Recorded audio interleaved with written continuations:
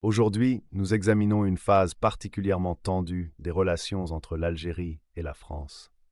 Le 12 décembre 2024, une date marquante, l'ambassadeur de France en Algérie, Stéphane Romatet, a été convoqué par le ministère algérien des Affaires étrangères.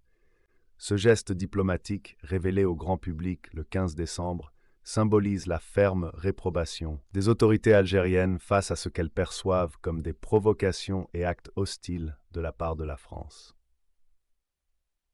Les tensions ne s'arrêtent pas là.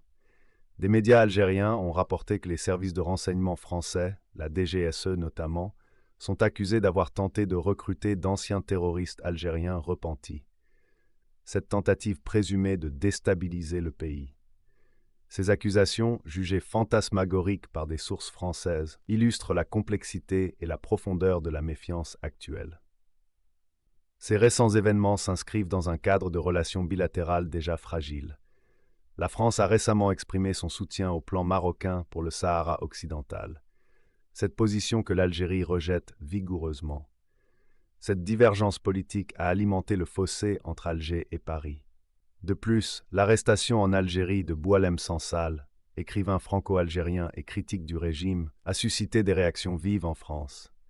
Cette affaire souligne l'interconnexion des enjeux politiques et culturels dans ce conflit diplomatique. En analysant ces développements, nous explorons non seulement les récents événements, mais aussi les racines historiques de ces tensions. Quels seront les impacts à long terme sur les relations entre les deux nations? Les experts suggèrent plusieurs scénarios possibles.